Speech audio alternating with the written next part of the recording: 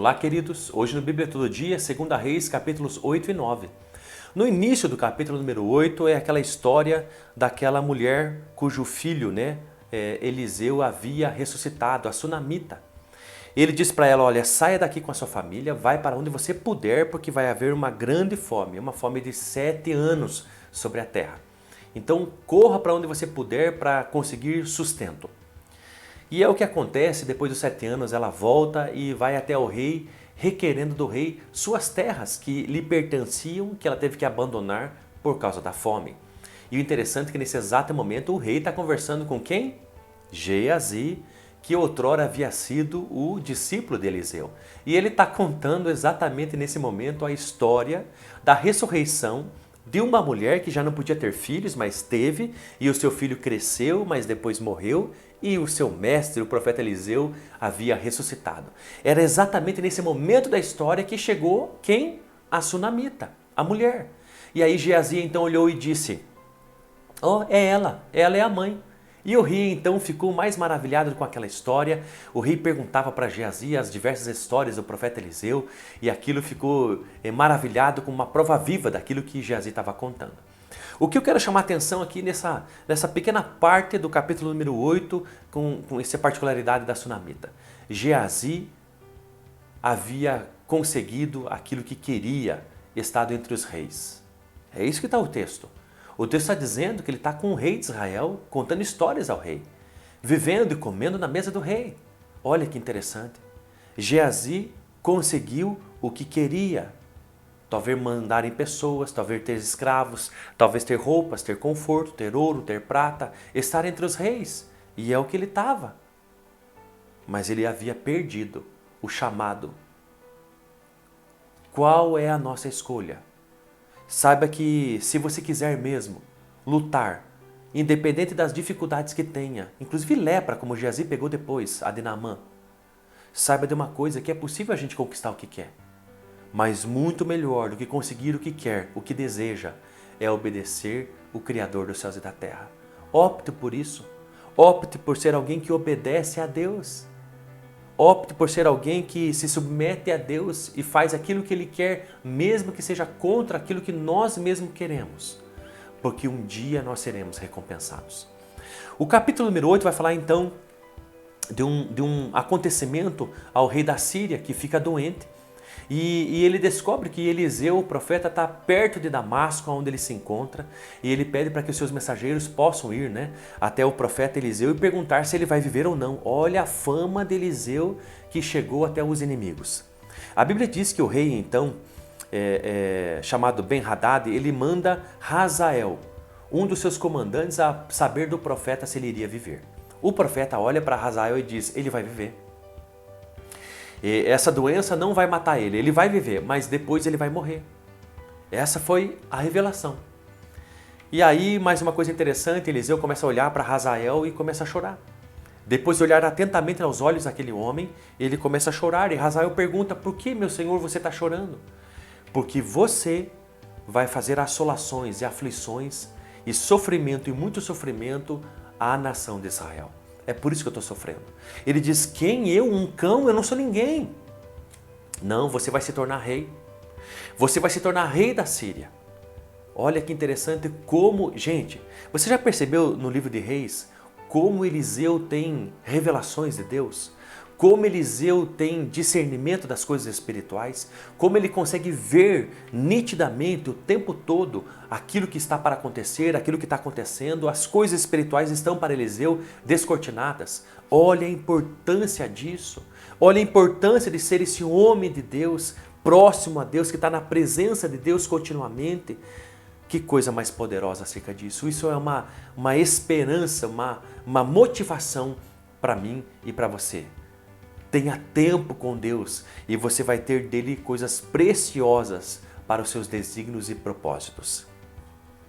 Hazael contou para o rei, voltou para o rei da Síria, contou para ele, mas em outro momento ali naquele mesmo dia, no dia seguinte, ele vai molha um cobertor, ensopa esse cobertor, vai até o rei Ben-Hadad e o sufoca e o mata. E assume então o governo da Síria. No capítulo número 9, vai falar então não sobre agora o rei da Síria especificamente, mas sobre Jeú e o rei de Israel. Jeú também recebe uma outra promessa, né, de Deus através do mensageiro de Eliseu, dizendo: olha, Jeú é um capitão das forças armadas do rei de Israel, e diz ali no verso número 3: eu te ungi rei sobre Israel, então sai pela porta e foge sem demora.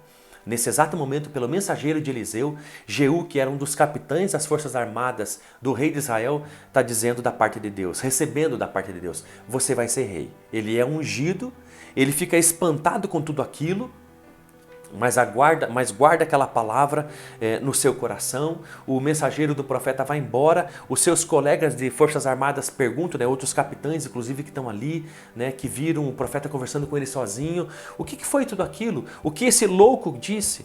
Porque esse louco veio aqui, diz o verso número 11, olha como aqueles homens tratavam os homens de Deus, como loucos. Mas Jeú não. Jeú disse: você sabe quem é esse homem, um dos mensageiros do profeta Eliseu. E ele disse que eu serei, e ele veio me ungir rei sobre Israel. Nesse exato momento, então, os soldados e quem estava ali perto declararam: Jeú reina, diz o verso número 13. E assim, então, começou uma insurreição, uma traição, né? Se é assim que eu posso dizer, de Jeú para com o rei de Israel, conforme aquilo que Deus havia então dito pelo mensageiro do profeta Eliseu. Então Jeú se levanta e faz o quê? E vai fazer exatamente aquilo que Deus havia pedido a ele no verso número 7: eliminarás a família do teu senhor Acabe. Deus estava tirando nesse momento um rei e colocando outro, que não era nem da dinastia real, era um soldado, um capitão. Deus havia agora se cansado, havia chegado agora o equilíbrio da longanimidade de Deus e da sua misericórdia. A longanimidade é isso, é a sua paciência e a sua misericórdia. Quando elas se encontram, chega.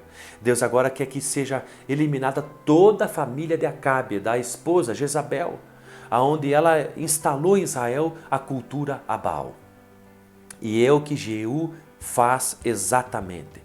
Ele vai um por um, eliminando o rei, eliminando seus filhos, eliminando todos da família de Acabe, conforme o que Deus havia dito e estabelecido.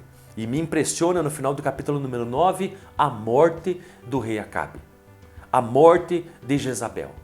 A morte daquela que era as senhoras dos profetas de Baal, aquela que havia estabelecido e corrompido a nação de Israel, fazendo Israel adorar ao Deus Baal. Como que ela morre? Ela vê então Jeú entrando com seus soldados na cidade onde ela está. E ela se arruma para falar então com Jeú, pinta os seus olhos, arruma o cabelo. E ela então diz: está em paz Zinri, assassino de meu senhor? De seu senhor? Verso número 31. Chama Jeú de Zinri. Zinri é um personagem lá no passado, que ele havia usurpado também o trono de outra pessoa. Ele havia matado o antigo rei, mas ele reinou apenas 7 dias. Para você ter uma ideia, ele se suicidou. Porque nesses 7 dias que ele usurpou e pegou o reino, vieram outras pessoas para pleitear o reino que era da linhagem real dos familiares, e ele viu que não conseguiria lutar com aquelas pessoas, e ele se tranca no palácio, bota fogo no palácio e se mata.